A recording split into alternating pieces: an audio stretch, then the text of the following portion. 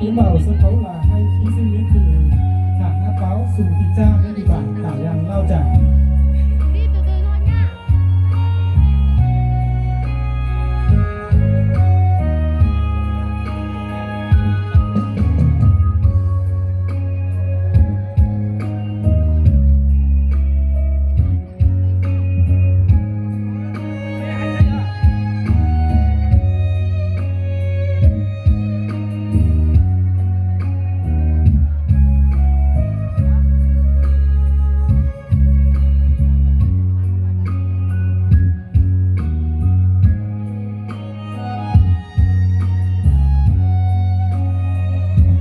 Tiếp theo là hai thí sinh đến từ bản Thị Nga Lao Trải, hạng Ali và Giàng Thị Xúc.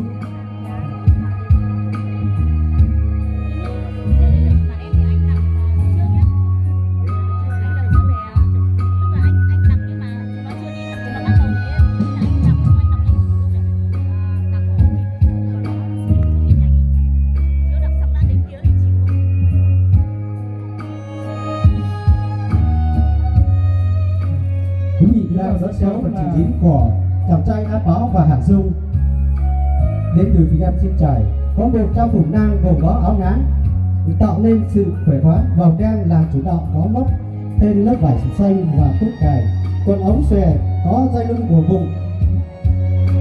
Một trang phục nữ gồm có chiếc váy thêu các hoa văn độc đáo, sặc sỡ, xuyên rộng mềm mại để tạo nên bước chân diễn vận chuyển và duyên dáng. Chiếc áo có màu đen thêu tạo nên những vẻ đẹp của người phụ nữ. Trang phục Mông được là một nền nét văn hóa độc đáo và không thể thiếu đối với người dân tộc Mông trong các ngày lễ Tết. Đang tiến vào sân khấu là hai thí sinh Giàng Nam Anh và Giàng Tình Ly đến từ bản Thèm Quả. Hai thí sinh mang trên mình bộ trang phục truyền thống của người đồng bào dân tộc Mông Hoa. Trên lưng người con gái là chiếc đùi giúp người con gái có thể điệu lương thực thực phẩm. Trên tay người đàn ông là chiếc kèn truyền thống. Mỗi dịp Tết đến xuân về là không thể thiếu, có thể dùng để thổi kèn gọi bạn. Tiếp theo là hai thí sinh Lia cùng hạng Thanh Mai đến từ bản Hồ Quê.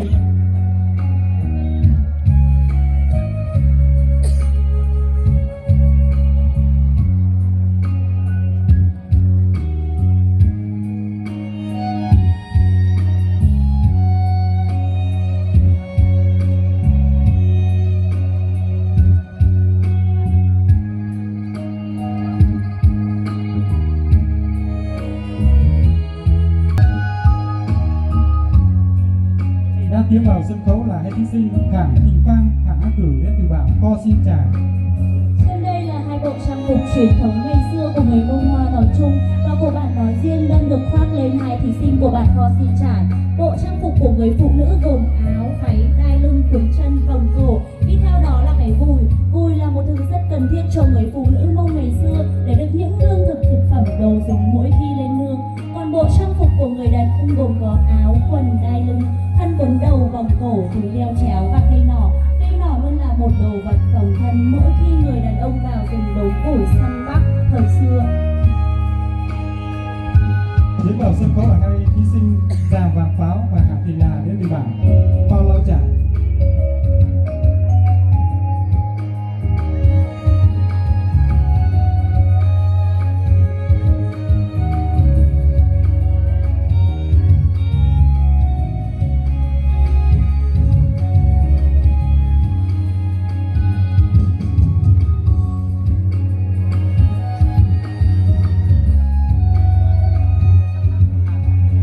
Cuối cùng là hai thí sinh Đào A Trư, Giàng Thị Phương đến từ bản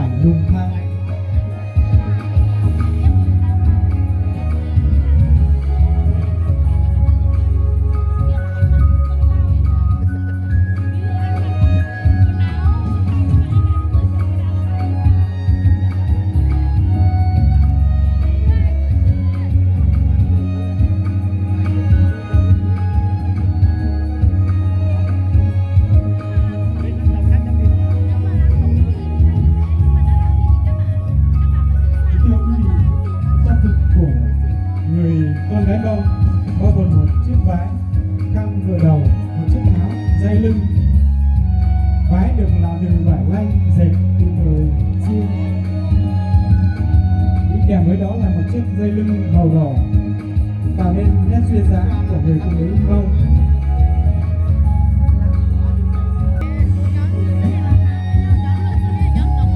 Trang phục của chàng trai Mông gồm có cái áo, quần, chiếc dây lưng màu đỏ. Đi kèm với đó là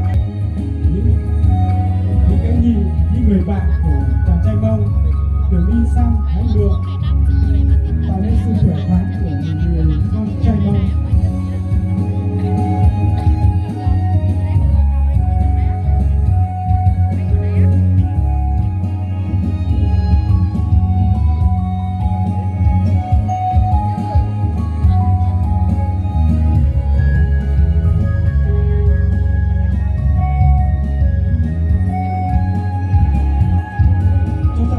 Người dân tộc Mông chủ đạo là các màu đen, màu đỏ tạo nên sự nổi bật khí thế của người Mông trong thời nay.